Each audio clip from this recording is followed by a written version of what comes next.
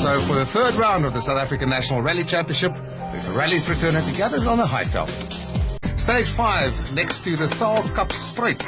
And we've got 17 kilometers of gravel. Charles Wilkin leading, as I say, by 8.3 seconds at this point. Then triple caution left over this one. Triple caution medium. Then 80, triple caution medium. I say, triple caution, this one's the worst of the lot. Very, very bad, this one. Then 70, medium plus. But remember, we're bigger speed. And he would set the benchmark time at 1 minute 12.6 seconds. Now Rotenbach trailing by 8.3 seconds, and he certainly wouldn't like to see that gap growing at all. 70 care, bad jump. 70 care, bad jump, the last one. 300 bro care on the last one. Bro care and 100 and 2 right plus.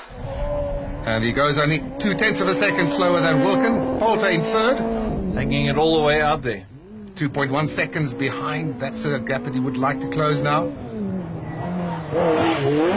So you do listen when your navigator tells you triple caution. You have to, otherwise you end up on your roof. Mark Renier in 7th position overall by some 22 seconds. The first one is going to be a right 2, left 5 around the jump. Right 2, left 5 around the jump.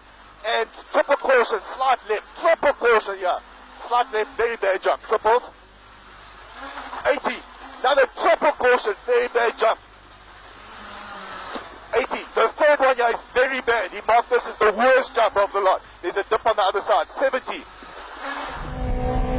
Johnny Gemmell, 6th overall by 21.4 seconds. And he has got the hammer down. Throwing all caution to the wind here over that jump.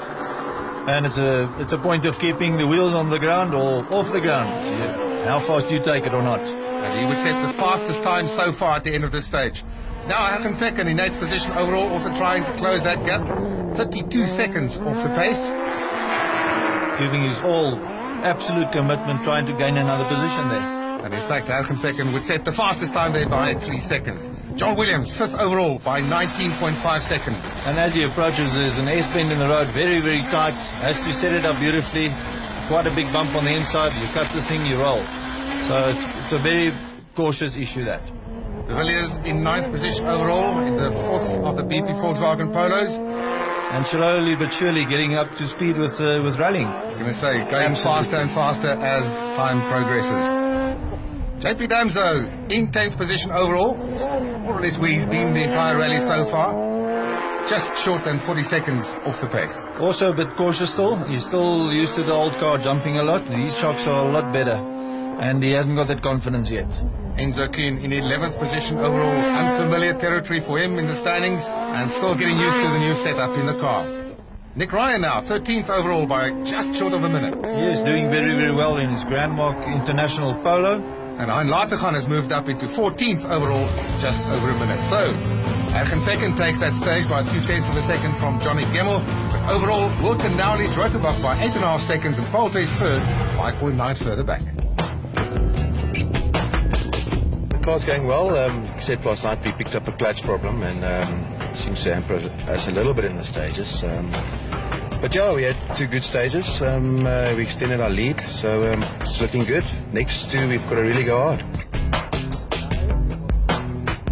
We were 6th on the road today, and the road was a bit better. We started off with a repeat from the last one yesterday. It was pretty good. We had a little problem midway through, but it was okay. Time was pretty good. And the next one, I just went a little bit faster, and it was a pretty good time. So I think we're up 1 position to 5th, but it's still pretty close. We're gonna have to go for it. Everyone's pushing really hard, and but it's so nice to be in the fight on Saturday. You know, we had a good day yesterday, and it's nice for Cecil that we ride up there. So we're gonna try our best. I think the road position also helps. You know, yesterday we were 3rd on the road, and there is grass on the track, so you brake late and you on the grass. The guys behind don't have the grass, so today we've got a good road position. That helps. Stage 6 was cancelled due to an unfortunate incident, but thanks to the medical provisions made, the patient was in hospital within an hour. Stage 7 now, just outside Bronkhorstspruit, called Hans 1. That's 22.93 kilometers of gravel. And at this point, the battle at the front is getting more and more intense. Charles Wilkin leads by 8.5 seconds at this point. Can he hold on to that gap? Trying to keep his first place with a pack chasing from behind. The max jump up. 300. Danger, turn deceptive, right 8 down. No here. Right 8 down. Into max jump up. Max jump up. And 350 left 7. Rothenbach, 8.5 seconds behind. Now, the water jump, Etienne, is always a very tricky thing to negotiate. Yes, go in too fast and you suck up a lot of water in your intake and you stall and do engine dive. So you have to hit it at exactly the right speed. Once again, a matter of judgment. Now, Leroy Polter in third position. He's just 5.9 seconds behind Rothenbach. Yes, Leroy Polter looks like this Toyota fits him like a glove. He certainly loves rallying and is getting faster and faster by the event. Jan Habig in fifth position, just 4.1 seconds behind Johnny Gemmell. And he would have gone through many a water splash like this before in his career. Absolutely. Very, very tricky and very, very interesting. Not pushing hard enough though. Rothenbach at this point still the fastest, and Habig goes 4.4 seconds slower in this stage. Fournier, 8th position overall at this point. Only 0.4 of a second behind Feck. And hitting that water splash with speed. Johnny Gemmell in 4th position, pushing very hard. Now he's only 3 seconds behind teammate Leroy Polter in the other Castrol Toyota Auris. Yeah, he's trying very, very hard to keep get the leaders in his sights. Doesn't want to be outside of the top 3, and he would indeed go fastest by more than 12 seconds in this stage. That's incredible. Wonder where he got that from. Arjen Fecken in 7th position in the BP Volkswagen Polo, just 0.2 of a second behind John Williams in 6th position. Doesn't seem like that incident early on has affected the crew too much, at least on the road. No, they're doing very, very well, and considering all those things, his mind is still at rallying. John Williams, 6th overall, just 3.3 behind Habig. And going very, very hard in there, almost hitting that bridge. That was very close. That could have so easily damaged that left rear suspension. That would have been history for him. Villiers in 10th place, just 2.9 seconds behind Damso, the man in 9th place. And still getting faster and faster every stage. Yeah, is Damso in fact in 9th position? He seems to be able to just maintain that position, 10th, 9th. Yeah, he's running very, very consistently. Remember, he's second in the championship, so, he wants to protect that. Enzo Kuhn, reigning champion in the BP Volkswagen Polo, just 3.4 seconds behind de Villiers. And this is how they approach this water splash. Just foot flat. Foot flat. As you get in there, once you've got the water splashing out, it's not making a wave in front of you, you can go flat out. And this is particularly impressive. And he's trying very, very hard to close the deficit between him and Cronje.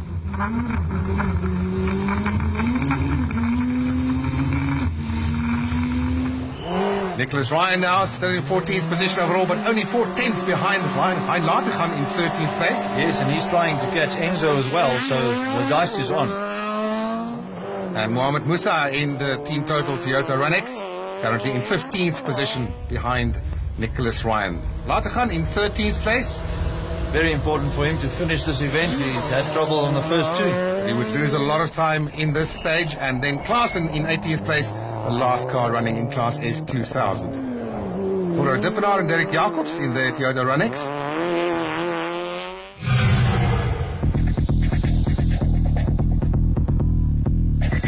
And before the start of stage 8, some time for servicing and some time for us to catch up with the latest news. They're quite nice stages. The first one's a bit boring. The second one is quite nice. But we just got to attack and see what we can do.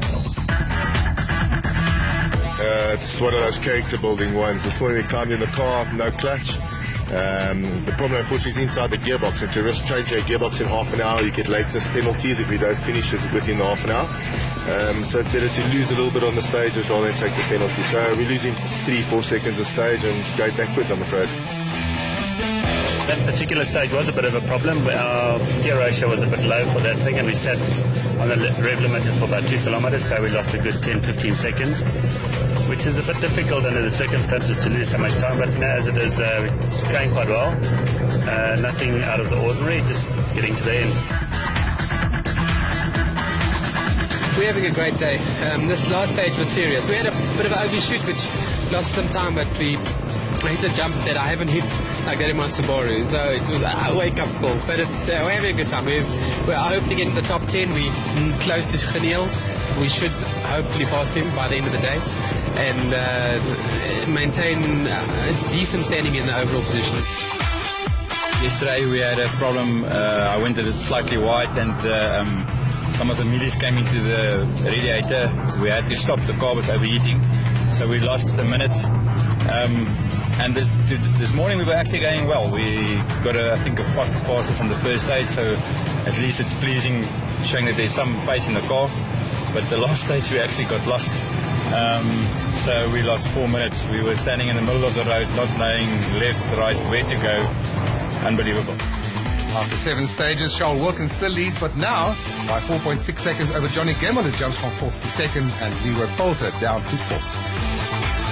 Adam Fecken in 6th position ahead of Mark Renier, but John Williams is just 1/10 of a second ahead of JP Damso. Stage 8 in the melee fields, a repeat of stage 6.